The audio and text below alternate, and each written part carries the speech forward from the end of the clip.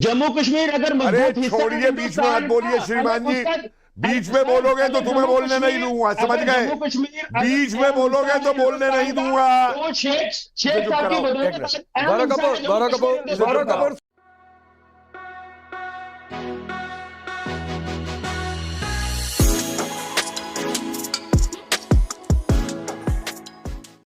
जम्मू कश्मीर की आवाम आतंकी नहीं है। हम जम्मू कश्मीर के अवाम के साथ मैं आपको समझाता हूं सर, आपने इतिहास की बात की। मैं शाजिया थोड़ा सा आधा मिनट समय दीजिएगा, कपिल जी के पास जाना जरूरी है। मैं सीधे आपके पास आ रहा था, चूंकि इतिहास की बात कर दी कि बुरा इतिहास, उसकी चर्चा क्यों? कपिल कुमार जी, बड़ा इतिहास से प्रेम हो गया इनको, गौरव कपूर को?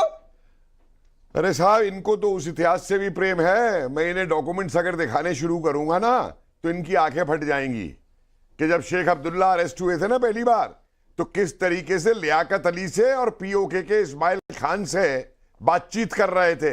वो सारे डॉक्यूमेंट्स बाहर आ चुके हैं अंग्रेजी रिपोर्ट्स के अंदर। जम्मू कश्मीर अगर मजबूत हिस्सा, छोड़िए, बीच में मत बोलिए श्रीमान जी। बीच में बोलोगे तो तुम्हें बोलने नहीं दूंगा, समझ गए? बीच में बोलोगे तो बोलने नहीं दूंगा। तो शेख साहब की बदौलत गौरव कपूर सुनिए ना सर, सुनिए। आपकी बात का मैं जवाब बीजेपी से लेता। आपने इतिहास की चर्चा कर दी, इसीलिए कुछ इतिहास का पाठ पढ़वाने के लिए आपको लेकर आ गया प्रोफेसर कपिल के पास। तो सर उनकी बात सुन लीजिए, बीच में मत बोलिए, फिर आपके पास आ जाऊंगा। जो आपको गलत लगेगा आपके हिसाब से, आपके प्रोपेगेंडा के हिसाब से, आप उसको ठीक कर दीजिएगा। तो एक मिनट सुन लीजिए, एक मिनट उनको सुन लीजिए।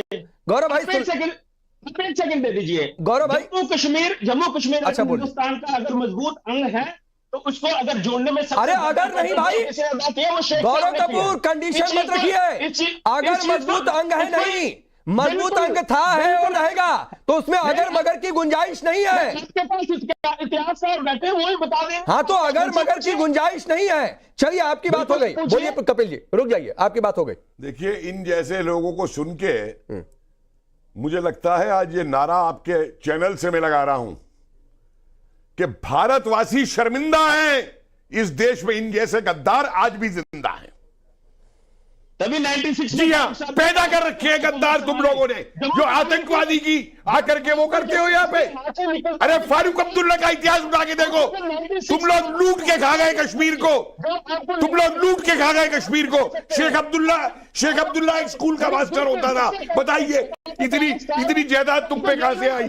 कश्मीरी को लूट लूट के तुमने खाया है, और इसीलिए आज फिर 370 की बात करते हो। उस 370 की बात करते हो जिसने भारत से चीन को, कश्मीर को अलग रख रखा था। शर्म आनी चाहिए तुम लोगों को। तुम जैसे आदमी 370 की बात करते हैं, और कितने आतंकी इन्होंने छोड़े हैं कश्मीर के अंदर। इनसे 370 की बात, कितने आतंकी तुमने छोड़े हैं कश्मीर के अंदर? बच्चों से तुम पत्थरबाजी करवाते हो। अरे तुम लोगों तो घरों में पाकिस्तानी एजेंट आते थे ISI के। मैं आगे बढ़ता हूं, मैं आगे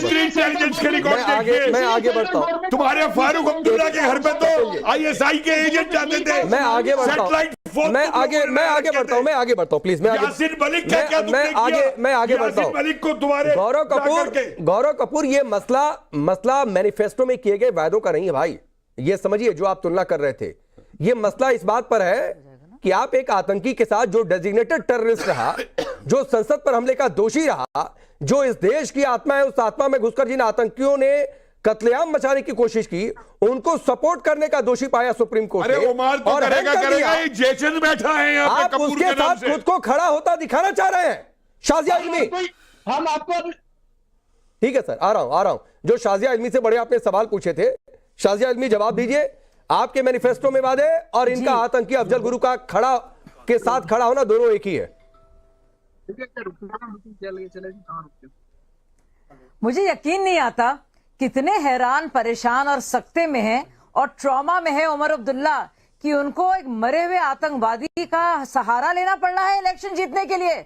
शर्म आनी चाहिए। मुझे यकीन नहीं आ रहा है कि क्या हो गया इस शख्स को, जो अपने सर से टोपी उठाकर भीख मांग रहा है लोगों से, जिसने भारी शिकस्त। मुझे बोलने दीजिए। देखिए, मैं बिल्कुल बोलने नहीं, देखिए ऐसे बात चुप कर जाओ। नहीं, रुकिए। मैं गौरव कपूर एक एक करके, प्लीज सर, प्लीज समझा करिए इस बात को। शाजिया इल्मी अपनी बारी का इंतजार कर रही थी, आप भी अपनी बारी का इंतजार कीजिए। आप ही से डिबेट मैंने शुरू की। शाजिया बोलिए। जी, तो देखिए हालत इनके लोगों की, देखिए कितनी बुरी तरह से शिकस्त हुई है, कैसे रिजेक्टेड हो गई हैं सारे परिवार। एक परिवार, दूसरा परिवार और तीसरा परिवार। और वो परिवारों ने जिन्होंने आग लगाई है, और आपके कपिल भाई साहब क्या कह रहे थे, कश्मीर को अलग थलग रखा है, इन्होंने कश्मीरियों को अलग थलग रखा है। इन्होंने आम कश्मीरी को, आम जम्मू निवासी के साथ क्या किया है, ये बात करते हैं दुनिया भर में आरक्षण की, वहां आरक्षण छीनने आए ये लोग।